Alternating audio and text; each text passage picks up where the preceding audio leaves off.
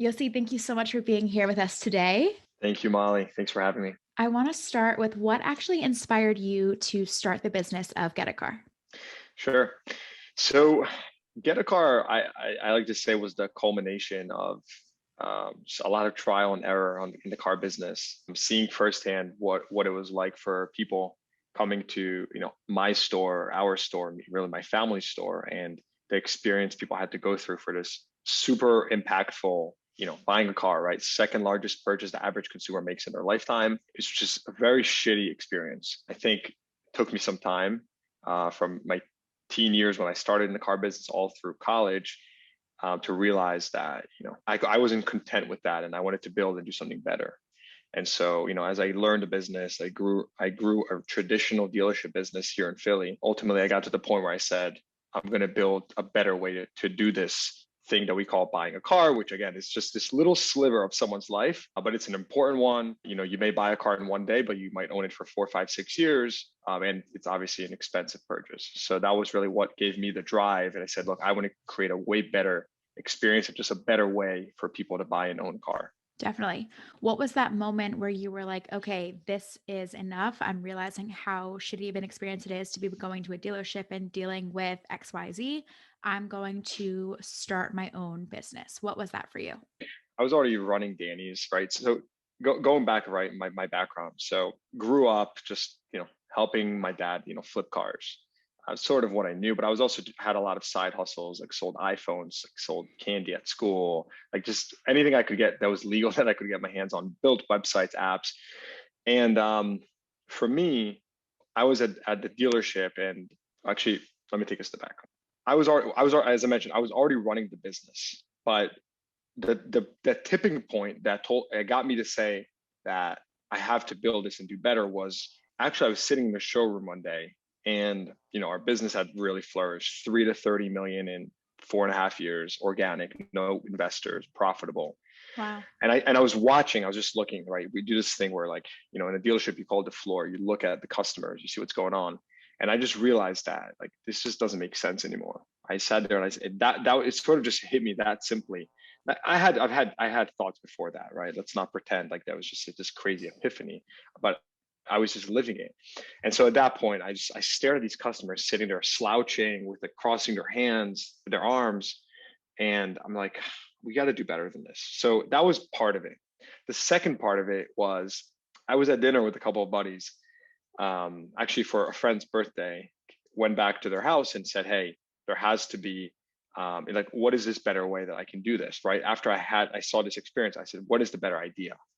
And, my friends together were sitting there just firing each other up and ended up giving me giving me the boost and drive needed in order to, take the plunge and really put a profitable, healthy business on the line for something much bigger and greater. And in hindsight, I think it's the best decision I ever decided to take.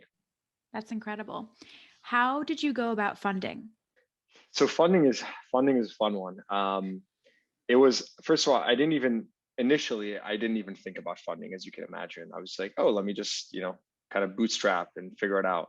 Very quickly I realized that development is expensive. Software development, you want to build a good app, a good website, and just various other things. And quite frankly, in order to do anything impactful, you need money. Like it's just like oxygen. I have two good friends that are also have a very big successful startup, and they suggested venture capital. And I said, okay. I said, I don't know what that means, but I'll give it a shot. So, sort of got connected in that arena, started, meeting some investors, telling them about my big plans, flew to one investor actually flew me out to LA. We met, because I'd never met with an investor. It was the first time, let alone in person in their office. These are like, former banking executives and whatnot. And how And old it are you at was the time? I 20, I was 24, 20 to 25. Wow. So yeah, it was an excruciating experience, but went Probably that sat. nerve-wracking. Yeah, I was sweating. I mean, 6 hours. It was like, it's crazy. I've raised 3 rounds of funding since then, and nothing came close to how excruciating that experience was. But ultimately, went through that, sat there for like an entire day, left like not knowing what the hell we're gonna do. Went with my then girlfriend Lee, who's now my wife, to Universal Studios the next day, and said, what are we going to do? What are we going to do? What are we going to do? We were offered $9 million. Now, it was like I never had raised a dollar, so to be offered 9 million up front was like, wow, absurd. Needless to say, like I was being asked to sell like almost 50% of my business. So once the high sort of went away, I realized, wow, this is a terrible deal, and I ended up saying no to the deal. Sort of negotiated it. We actually did sign a deal eventually, but that deal ended up breaking because we just couldn't come to common ground. And then I had another investor who's actually one of our investors today, eVentures, Jet Fine, who was just kind enough to follow up with me throughout this entire experience. And he was really, really wanted to be part of Gettacar, and ultimately he flew out to Philly. We met up, and a couple weeks later we were funded with a $5 million check. So my point here being that it was not a straight line. It was very messy. We had a deal that broke, a week or two before closing. But ultimately, we sort of channeled our energy in the right direction. We were building the right connections, and meeting the right people, and just maintaining those relationships. And it ended up, coming to fruition when one deal fell through, another one, actually made it. So, for someone who wants to start a service based startup, what costs should they know? What should they be expecting starting from ground zero? It's a loaded question, so I'll answer in pieces. First of all, I think like we're not a service only business, we're a service and product business. I'm actually personally not a fan of service only businesses, just from like it can be very scalable. I just think that economics are a little bit weaker. I think you have to ask yourself, like, what do you want to do? Why do you want to do it? Right. This is something that I don't even think I did this to the extent that I should have done. And I'm lucky that like I came from this world. So I'm so glad that, ended up working for me, right? If you don't actually have a good reason and have a lot to lose for the why you're doing something, like the why behind it, you're simply not going to be able to do it, because it's way too hard to build a company, to not be so into the grind. And I'm not using the word passion, because I think that that's way overused. Like, you build passion over time as you get good at something, right? That's how you build a passion for it. But initially, you really have to have a good reason for even wanting to do it. So I just think that really ask yourself, what's driving you, right? Are you just trying to get rich? Because that's not going to work. You're going to give up after a month, 6 months, a year, because it's just way too hard, right? Like, that's something that just comes with it. But for me, again, looping back to my story, it was having experienced this industry for so many years, knowing that I could do it better. I told myself, like, I just have more potential here. Like, I see an opportunity in front of my eyes. I felt like I had a secret sauce, right? Like Plankton's, like crab, or no, Plankton, Mr. Krabs Krabby Patty sauce. Like, I felt like I I had love it. that.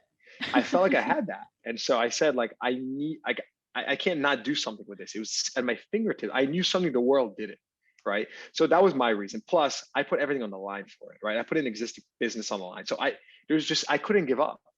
And I'm talking about the early days, and needless to say today, right? It's not even a thought. Like, we're running and gunning. But the point being that even in the early days, when it's like you're even more like fragile than you are today, and I still consider us early, it's like if you need to have something holding you to the business, right? Whether that's investing your real money, whether that's a friends and family round where your friends and family invest in you, but do you need to have some? So I would just say that, right? Like, figure out your why. Why do you actually want to do this? Do you really want to do this? And then, like, what's gonna hold you to it? But also, like, what do you know that the world doesn't, or why do you think you can do something in a special way? Yeah, so pretty much being able to solve a problem when creating a business is a must, is what you're saying. Yeah, being able to solve a problem in a way that's not already being done, Mhm. just exactly the same, right? You need to have your spin to that, to solution, and then from there the market's massive. So Totally. With funding, a lot of people have questions about what the differences are. So, friends and family round is like pre seed funding, correct? yeah, so I mean, friends and family can obviously always invest in your company at any point around, but I'm specifically referring to just like getting something off the ground, Mhm. um, you know, and yeah, getting friends and family investing in you in like your first round, call it pre-seed or whatever other nomenclature. I think that, like, we never had that type of round. We had our own real money and own real profitable business, doing, I don't know, like a couple million a year in profit. So that was what we were putting on the line. But by the way, like there's a reason we got funded so quickly. This is 2018. Our format of business, called vertically integrated, was not as hot and popular as it is today. Meaning, like, we own our warehouse, we own our inventory, we're completely integrated. We're not just like a low touch marketplace. Mhm. And so my point being is, like, it was very clear to investors we were serious about this, right? Like, I put an entire operating profitable business on the line that we owned 100% of. So that was, that showed conviction, and it just showed just how serious we were about putting our money where our mouth is. I actually heard because of COVID, there were two fields, I guess you could say, of people investing. One was home improvements, and two was cars, because people wanted to be able to have the freedom to go as they wish. How did COVID or the pandemic affect Get a Car? I wouldn't say it changed anything. I would say it accelerated all the macro trends. Hmm. We were, obviously, we were here before COVID. We sort of saw what was going to happen in this industry, but, like, again, COVID just accelerated everything. Suddenly people realized that buying online is safer, it's easier, it's faster. Plus, like, nowadays, it truly is just the smarter way. You have all these assurances that we provide, such as a 7-day return, a 365-day guarantee, where you don't need to worry about repairs or maintenance on anything. So, we're able to pass on that value and savings to the consumer, because we don't spend it on, showrooms and capital expenditures and all these fancy things. We built a better way from pretty much every aspect and angle. I think the number one sort of rebuttal or concern we get from people is like, oh, I don't want to commit to a car before I get to test drive it. Well, the reality is we really don't, because when we deliver you a car, right, you buy a used car from us online, we deliver it to you, you have a test drive there, you have a 7-day return. As I mentioned, you have all these guarantees. And so you truly get the best of both worlds. And again, COVID has just brought that more into acceptance, where before that it was a little bit more taboo. Today, e-commerce online sales are growing like a weed. I mean, in every country, some, used car startup that's looking to do e-commerce retailing. Yeah, that actually brings me to another question. What is it like to break into this industry? And is competition always making you work harder? Because you're not the only one doing this. Maybe you're the only one doing this at this level and like quality and service. Do you feel almost like a fire under your ass to constantly be better and stronger than who else is out there? The short answer is yeah. Look, everywhere there's money to be made, there's going to be a lot of competition, right? Anywhere there's a market, there's going to be competition. We have plenty of competition. There's 40,000 U.S. dealers. There's like 5 or 4, call it, real big online auto retailers in the country, including us. I think the key for us was, like, our market is very fragmented, right? You have a lot of different players competing for a lot of small pieces of market share by percentage, but as a whole, there are a lot, right? So we call it, like, CarMax has 2% of our industry, CarMax, and they're like a $20 billion company. Carvana, who's a growth company, right? A tech-enabled growth company, they have like under 1% of our industry, and they're like a $50 billion company. So the point being that, like, anything good has competition. I think for us, there's various ways where we differentiate from the competition, but one thing that's key to our brand, and we're actually going through a rebrand process right now because we want to highlight that more, is the fact that we truly came from, within the community. We came from the small business world, almost like with the people, right? We were there on the front lines, working with people and seeing the pain points, seeing how we could make it better. And so that's very different from our competition, who are, primarily like Ivy League school grads, or like big corporate executives. All power to them, and they built some spectacular businesses. But I think that the angle we've taken, it's sort of similar, you could say, to, like, if you think about food delivery, DoorDash, where, like, DoorDash, Tony, the founder CEO, like, has this really, really interesting background. His mom owned a restaurant. He saw firsthand troubles and the issues, and that's what he translated into his business. Uber Eats didn't have that, Postmates didn't have that, Seamless, etc. You get the point. We feel we're sort of in the same vein where, we really came from this community. We didn't have billions of dollars. We're sort of David versus Goliath, you can call it. And so I think there's a lot of power to that, right? We're at a point in our nation's history where, just conversations around inequality, the wealth gap, are at all-time highs. Super evident over the last year. And what we've done is, we really feel like we fit that theme of, like, being there for the small guy, being from within the community. And people like that. People resonate with that. People appeal to that. And, there's little touches that we've put throughout the company. Like, one thing that we've done is we actually don't want to be a low touch, no touch type of experience. We actually have we call them a CSA, a customer service associate, who's there for you throughout the entire process. So you can buy your car online remotely, but you still have some human interaction, some person aiding you if you want it. If you don't want it, great. But the point being is that we believe that the human touch, the human element, that empathy is still really important, especially in a transaction like this. And so that's where we've really put our focus on as we continue scaling our business. That's really nice. I think the human element is a huge factor that a lot of industry, I should say a lot of businesses in this industry are lacking. Yep. Yossi, are you even a car person? Like, do you see a car, like a flashy car, like a Maserati driving by and you're like, damn, I wish I had No. that car? So that's so funny you asked that, because like sometimes I'll interview people for positions at Gettacar, and they'll start the conversation.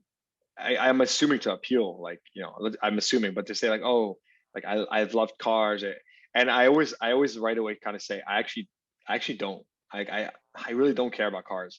To me, like, I'm gonna steal this one from Starbucks, from Howard Schultz, or from like Zappos, but like I view us as a customer service company, and we just happen to sell cars. The car is just a widget, right? Like ultimately, like we're here to make people happy, create a great experience, just make a fun experience buying this, one product out of hundreds or thousands of products that you may buy in a year. And so no, I don't care about cars, like not interested in cars. It's just the metal that keeps this business operating. I don't even, I drive whatever, they give me here, like a demo, That's like so these funny. different cars. So that's sort of my life.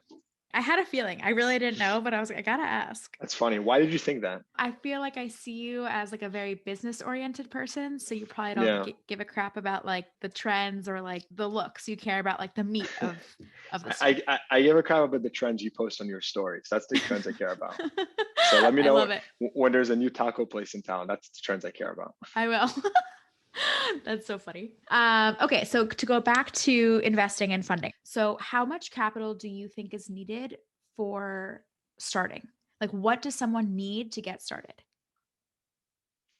So it depends what you're starting, right? And like it depends what you're starting, what stage of business you're at. It's really tough to answer the question. VC is definitely not the only route. It's the most expensive route, but you can also do things that, you can get funded on things that no one else will fund, a traditional lender, right? So like in our case, we've raised $48 million of equity. We've also Wow. raised, we over 3 rounds, right? Not one round. We've also raised like $15 million of debt to finance our inventory, and more now. And so, the point being is like, you should always look for the most cost efficient way to fund anything. All traditional businesses have, like many, many ways to fund them. In creative ways. I think where you want to resort to venture capital is if you truly have some idea that just doesn't fit into any specific box, right? You can get a traditional lender or whatnot to fund it, and then that's when you resort to risk capital. Makes sense. In your opinion, what makes a great entrepreneur? A lot of things. I think, but just to like list a few, right? I think about my experience myself. So, number one, like resiliency, right? So like fall, you get up, fall, you get up, like every single day. Like you have to like getting slapped in the face. You almost have to be a masochist. So I think resiliency is just, super, super important. I think someone that has the ability to be an independent thinker, right? So, it's good to listen to the crowd and everyone, but ultimately come to a conclusion yourself, and really have conviction in your decision, because ultimately anything that's consensus is going to be mediocre, right? Like if you do the idea that's the average of the 10 people you're going to ask, you're going to do something very mediocre, because most people are not independent thinkers and are not going to take that risk. Which, by the way, is another one, right? You have to be willing to take risk. I laugh with my team. Like I've had a personal guarantee on certain aspects of our business up until like 3 weeks ago, right? We're 3 years in business today. Personal guarantee meaning my own personal life on the line. So that's obviously a scary part as well. But again, if you have enough conviction, you get through it, and I did in my case. I think those are just a few things to list. It's a never-ending game of just like learning. Like I like to say, like I just have an insatiable curiosity. Like I can't possibly like fulfill my curiosity. I'm always reading, always learning, like seeking to understand.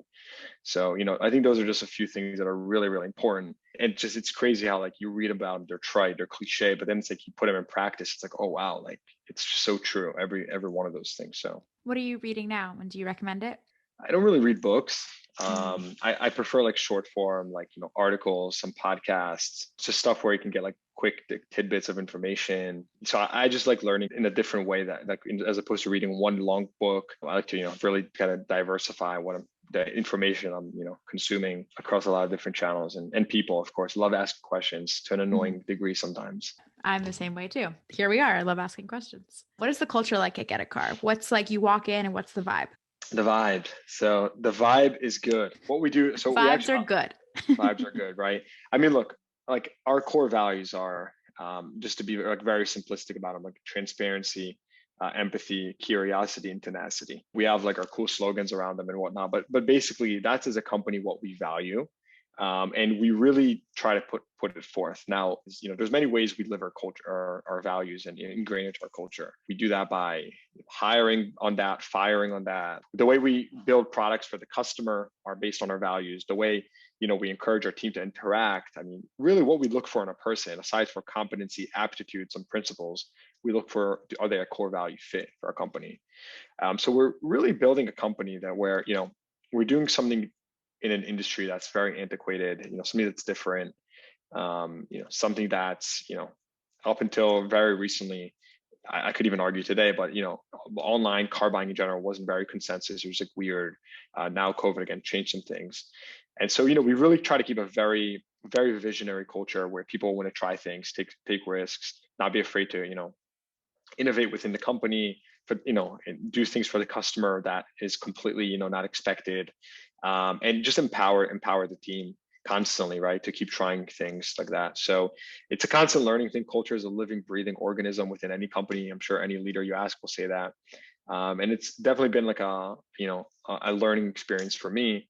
Today we're about 160 people or 150 people in the company, and the culture continues to innovate, change, grow. So it's been very very very interesting seeing how that all plays out throughout our short lifespan. I mean, almost 3 years today. I was just going to say, holy crap, 3 years and 150 employees. You guys, that's so impressive. Congratulations. No, I appreciate it. I think it's funny, like when we think about like team size, it's funny how like the world equates like like labor or like just people, right? Manual labor, as we call it, like with size and scale. And the reality is, it's like it's so different. Like you're always thinking about like how can we empower the people we have on board so that you can really maximize everyone's efforts, and grow even faster, right? Like onto one person, 150 might sound impressive today, and then to me, I'm like, oh well, why are we not at 300 already? Like we should be even further along already. You have big So aspirations. yeah, I mean, so it's a never ending thing, right? Always trying to do bigger, better, and Definitely. improve. For So hiring, I'm curious, do you believe the thought of hiring out when you don't know how to do something, or are you the type of person who you want to be able to master it and then you're good to delegate? so you definitely can't grow a company with the latter. If I had to master every single thing that we do at a company today, we'd be like three people maybe, because I'm not a master at anything that we do today, and that's not my role. Even that I'm learning on my role. But my point here being that, like, I think this is actually an important one, right? Because as a founder, as a CEO specifically, you have to surround yourself with the right people that can teach you a little bit about a lot so that you can hire the right people to solve your problems.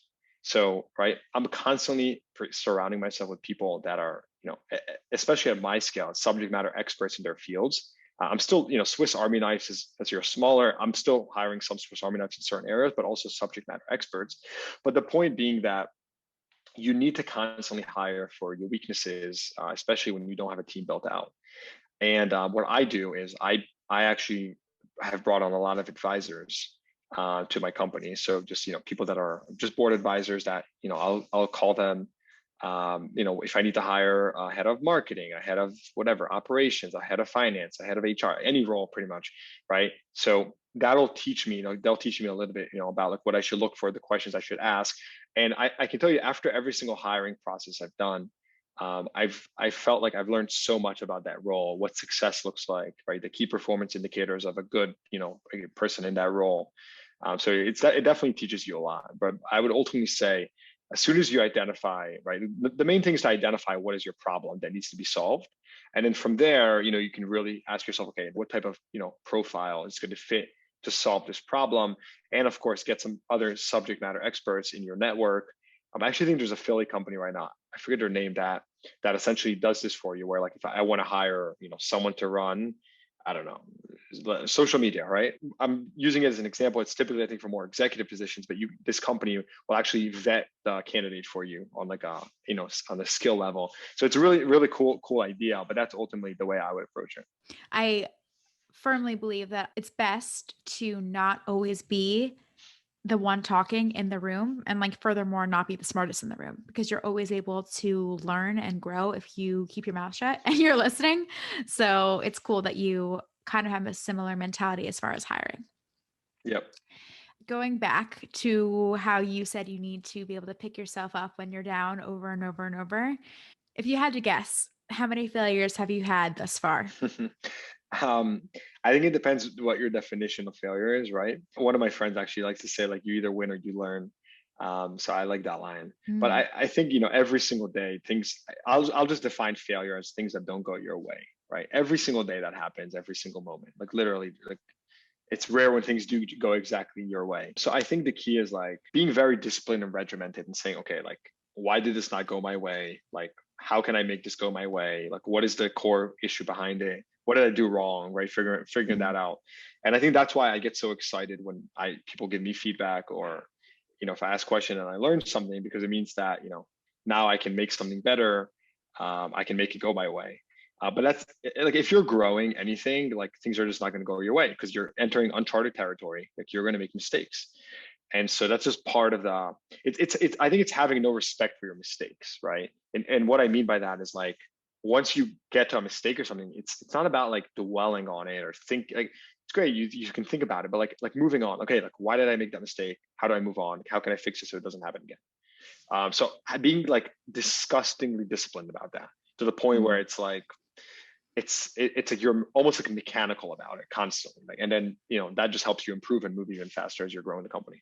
Yeah, speaking of discipline, how were you when you were transitioning from the family business of having an in-person dealership to creating Get a Car? Did you even have a social life? Like, were you working beyond 9 to 5 hours? And what was work life at the dealership? Were you working 9 to 5 and then you transitioned to like pretty much startup life where it's like I'm working around the clock, don't disturb? So surprisingly, no. Like I work like my hours, which is like almost all the time, but it's not that I need to work all the time, and it's not even good. It's not even productive, right? But like if I'm in bed at like I don't know 11 and I have something to do, I'll just pull out my laptop and start hammering out some emails, whatever I need to do. My point being that I never grew up in an environment where it was like 9 to 5. So I don't even know what that is. Like I always had an ownership mentality in anything I did. And I'm happy to that's the way I grew up. But I think that when it comes to discipline, like there's this saying that I really like, which is just like, entrepreneurs or whoever like are very lazy, right? I really do believe that I fit that profile because and what it really means is that when you have to do something, right, you look for a way to delegate it or to make it easier. And so that's sort of the thing, right? You have to get like very quickly good at delegating. I mean, today there's so many ways to delegate. Like even as a solo entrepreneur, you're one person doing something. Like you can delegate a personal assistant to like Asia for like dollars or like for seriously for really cheap to save you having to coordinate emails. I mean, you can do, Calendly. My point is there's so many tools on the market that can get you leverage as an entrepreneur, right? The number one thing you're most constrained on is your time, your bandwidth. And if you can get leverage by outsourcing to all these great tools out there in the world, it just helps you become more productive, and you're able to really focus on the things that matter most. How do you manage your time then? You're saying you might be laying in bed 11 o'clock at night answering an email. Do you have boundaries that you set that you like to follow or you or go with the flow? So I definitely have boundaries, and I think what I do is like I aside for like weekday meetings, which are scheduled and whatnot. I really just work when I want to work. Right now, what that means, right? Like, let me put a big preface on that. Like, I'm running a company that I can get a call out of nowhere, and I'll be on the call for an hour. I'm handling something. If I want to open my laptop at 11, it's because I want to do it. I just feel like doing it right now because I genuinely just want to get something done. But then maybe I'll disconnect for all of Saturday and then pick back up on Sunday, or maybe not. My point being that today my time is very very much scheduled.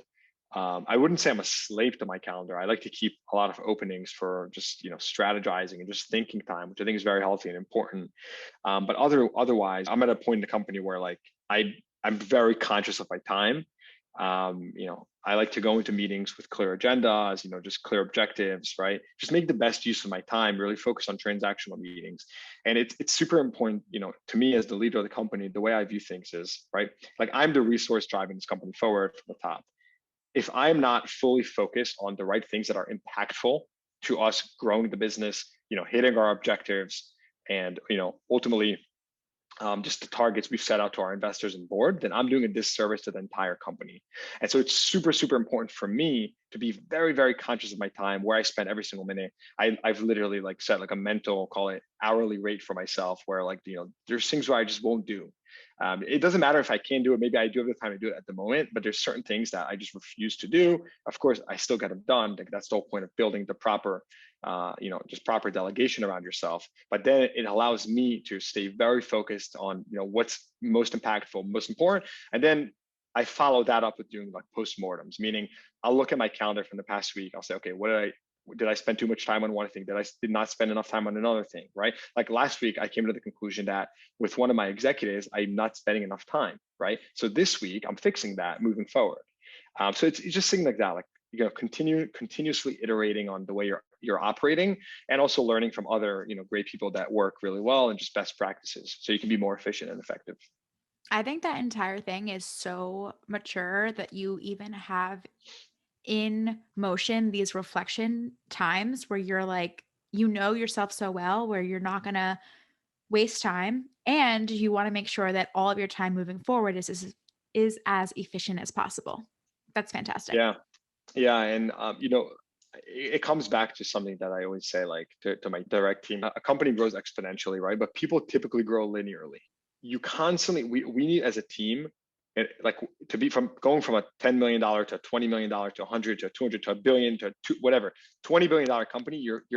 It's a different stages in company, and I always say like we constantly need to requalify ourselves for our roles, right? I am not the same CEO as I was a year ago, a year and a half ago, 2 years ago, and same as the founder I was 3 years ago, right? I'm thirsty and hungry to continue learning, because I know that I need to be the best person to run this company, to be in my position, as does the rest of our team. And so continuing to requalify yourself for that role means you're leveling up, means you're getting better, you're learning, and I know confidently that I'm the best person to operate in this role, right? And I also say this to my team. I say, hey, if I ever somehow got to the position where that wasn't me, I wasn't the best person for this role, I would gladly step down. Because why would I do a disservice to 150 families that work here, that make their living here, that see a future in this company, when there's someone who's not the best for the role in a position, right? And so that helps keep things very, very objective and just like a binary when you're making decisions, and knowing that you need to continuously be pushing the envelope, and getting better as people and professionals. I think that's a fantastic mindset, honestly. Do you see long-term Get a Car going public? Uh, this question, right? I think there's going public is a financing event, obviously, right? And I think there's a lot of ways which, in the future we'll be able to finance ourselves. That's definitely one option, which we'll have that optionality, and it's something we'll consider. The private markets have been really great to us. We have some great investors backing us that really believe in the vision, that are super supportive. I like the fact that in the private markets, you get to pick your cap table. You get to pick who puts money, who buys your stock. In the public markets, you really don't. So I like that. I guess with one exception, maybe like a SPAC, which is the new form of way of going public, where you sort of get to pick your cap table in a way. But yeah, I think we're always keeping our options open when it comes to financing the company and the growth. We have various routes we're considering, and I guess that it's going to depend on the times. When we're prepared for additional funding at some point later in the company's growth. What's just the best most cost efficient route, and best thing for us at the time. In your opinion, what is the next thing when it comes to on-demand car buying? So it's a good one. I think that the route we're heading in is all about the ownership, right? So I think the first frontier here was like buying cars. The next frontier is going to be like what happens next. And so we have a few really cool things up our sleeve that are slated for the next 12 months. Some really cool investments in the ownership experience for customers.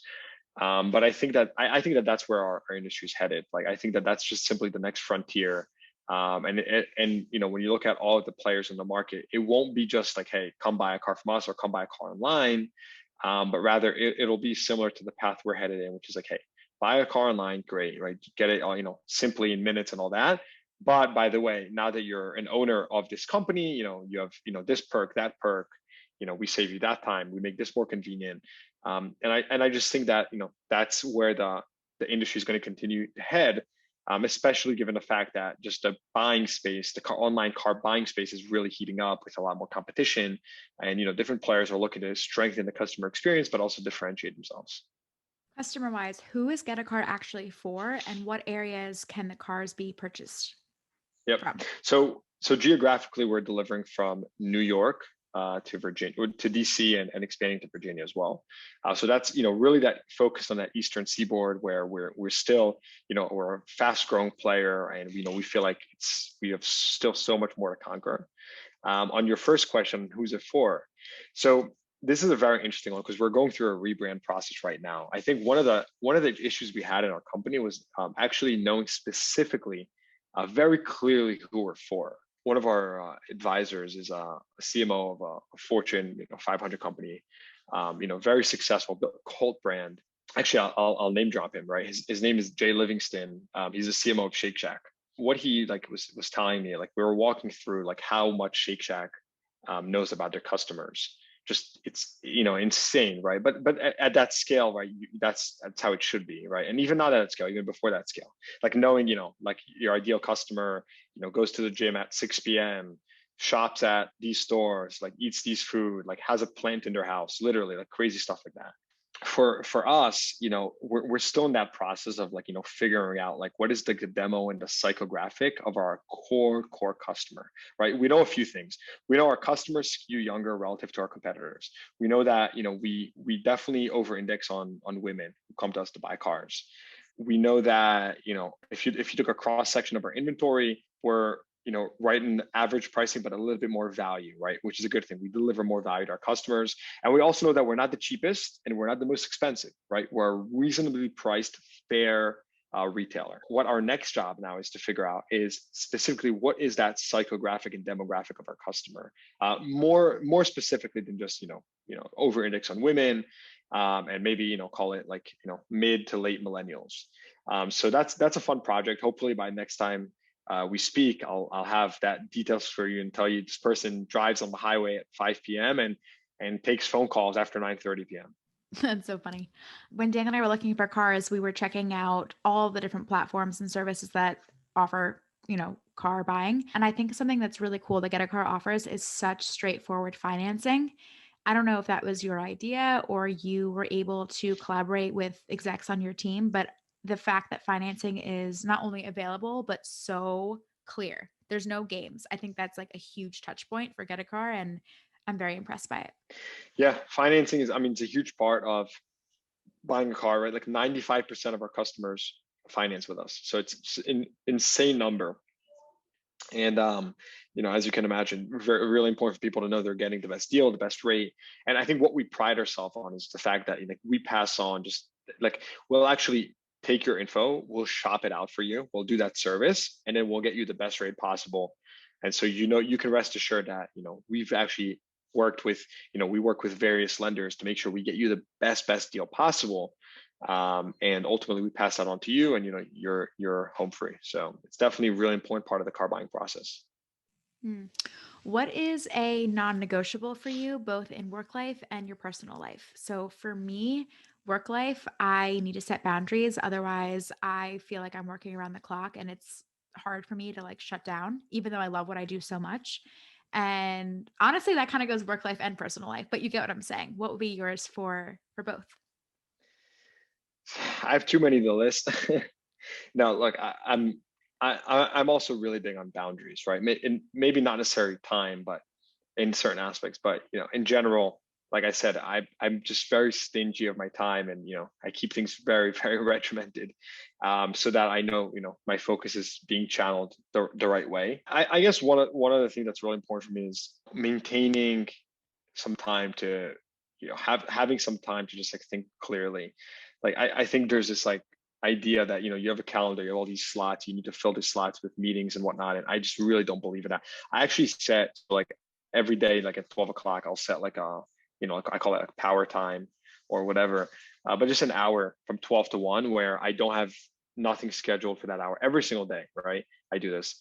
Now, it doesn't mean that I don't end up taking a meeting at that time, but my point is like I reserve that time for free thinking, just ad hoc work, whatever, a meeting that may come through. So I think, time management is insanely important. Um, and I just think back to the days, like even 4 or 5 years ago, like I was so much worse at it than I am today. And I'm still getting better every single day. But I think that if you want to accomplish anything in life, you're going to need to manage your time and be disciplined, and you're going to let some people down along the way. But that's ultimately what's going to happen. So I think that's a big one for me as well. Have you always been like this? What were you like in college when it came to homework versus social life? No, I haven't always been like this at all, actually. I think it's just virtue of, like I said, being the best I am at my role. You see, the thing that I didn't know about this role before I became CEO and actually started hiring an executive team is just what, like, and no one does, right? No one has been like, unless you've been a CEO before, right? But like, I didn't know like what it meant, like what would I actually be doing, right? All I knew was I wanted to solve a problem. Like, I didn't know like how I was going to do that. And so like thinking back 5 years ago, right, I would, be buying cars, managing our marketing, hands-on, maybe go to the shop one day, like our service facility, maybe sell cars another day, maybe do some finance. And like, I was all over the, just, generalist, doing whatever needed to be done. And like today, my role is just so different, right? If I am not focused on nurturing our team, recruiting top talent for our team, making sure we have cash in the bank so we can keep growing, and actually setting the vision and pushing that through the company, then I'm probably not doing what I should be doing, right? Anything besides those four things is stuff that I should be delegating. Arguably at later stages of the company, even financing, right? But not at this stage in the company. So my point being that no, like I was every single, every year my role changes more and more.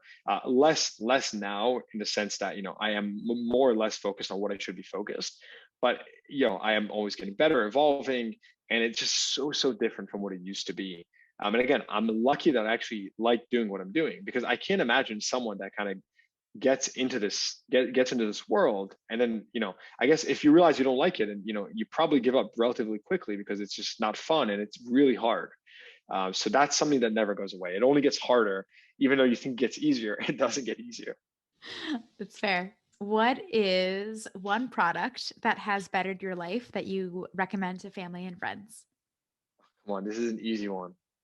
You know what I'm gonna say. Come on. No, Canopy, of course. Oh my gosh, I got. that's amazing. I need my humidifier. So Yes. it's the Molly Weinberg special, the humidifier that you posted on your story, and I ordered right away. No, but I love this thing. Like, it's definitely makes your sleep a lot better. So huge plug to Canopy. That thing's been a game changer. So highly recommended. Love that product. That's awesome. Got to do a collab, I guess, with Gettacar Canopy and the Molly Weinberg brand. Yeah, I'll tell you what though, like we'll put them in the trunks when we give when customers buy the car. We'll throw our Canopy in the trunk. So There you go. I hope Canopy's listening to this one. yeah, Okay, so I would imagine this title, this job, this venture is very demanding. Do you feel like you have a really good support system around you?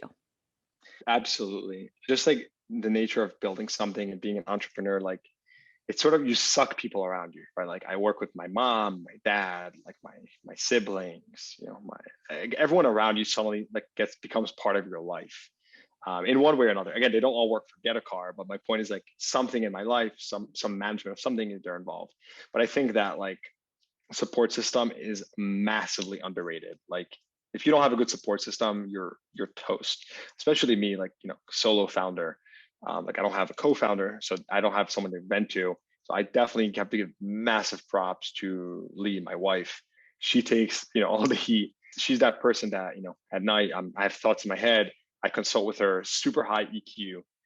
So she really knows how to deal with like just humans, and she can kind of predict how people react to certain things. So just having that at home has been just massive competitive advantage. I when I started Get a Car, so stressful because I had, just no idea what the hell was going on. Arguably still don't. No, I'm just kidding. But I got this like weird like patch here. This was like 2.5 years ago. Like, and it was really like didn't go away. I just remember that time period, and it was like she was like, it's just rock star, like, behind me, like making sure, like cheering me up till today. And the crazy part about, doing this stuff is like it affects your, there is no such thing as personal or work life. It's all one. So, if I have a bad day at work or a bad day that, like I'm gonna be pissed at home. And so knowing how to deal with that roller coaster of emotions is very, very difficult. She's number one supporter and just a huge, huge, huge sidekick. Aw, she is so beautiful inside and out. And she has her own little small biz going on, She which does, she does. Which Browbee Salon at Billy Penn Studios in Philly. So number one brow artist in the city. gotta And plug her. of course, Can I actually tell you a really funny story? yeah. I went to her and I'm like, Lee, what do I need? And she's like, I don't know. Like, you really don't need much. Like, I don't want to be too salesy. Like, I like to just tell the person like what they actually need. I'm like, okay, Lee, like, cut the BS. Like, what do I need? Like, I need some help. And she's like, you know what? Like, I don't want to do a lash lift. I want to do a lash tint because your lashes are blonde, but they're long enough that they're like good. I'm like, okay, great. Maybe you already heard the story from her. It's so embarrassing. So I'm laying in the chair and she's like, okay, close your eyes. I'm going to put the paint on. And I'm like, or whatever it's called, the tint. I'm like, okay. And like, she's asking me so many questions and like, I'm really vibing with her, talking about all this good stuff. And I get like so into the conversation that I open my eyes to start continuing talking and all the paint is in my eyes. I'm crying. She is running around collecting all the water and tissues. And she's like, no, no, no, no, no. I should have told you. So she probably thinks I'm a legitimate idiot, but God I can't wait to forbid. go back after maternity leave. Oh my God, that's no. First of all, I didn't know that story. That's hilarious, It was so funny. and It was so scary. happy. Yeah. But yeah, no, she's high integrity, so I'm sure she wasn't trying to be salesy, and that's awesome. But you're one of a kind, Molly. Let me tell you. Yeah. I'm sure she thinks that too. Yeah. All right. Before I let you go, can you pimp yourself out? Let us know where to follow you personally if you'd like, or if you want to keep it to just get a car, that's fine too. Instagram, website, anything that you think is relevant. Yeah, of course. So Twitter is I'm starting to grow that. Very, very low follower count, but share some cool insights on there. Also, if you just want to see behind the scenes on Gettacar, which is just behind the scenes of growing a business, I'm more sharing more and more info on there. So Yossi XCIII on Twitter. I believe that's my handle, but Yossi Levi, anyways, you'll find me there. And then also IG, same handle, Yossi XCIII. That's more, personal. Also post cool stuff and just different events and occurrences. So follow me there as well. Awesome. And get a cars? Get a car. Get a car everywhere. So Super anywhere you easy. go, yep. And of course, I always repost Get a car stuff. So through me, you'll get linked to the Getaverse. Awesome. Oh, I like that. The Getaverse. Yep. Yeah, that's awesome. Thank you so, so much for being here today. I really appreciate it. And I hope all the listeners found as much value as I did. Great, Molly. Appreciate it. Thank you. Of course.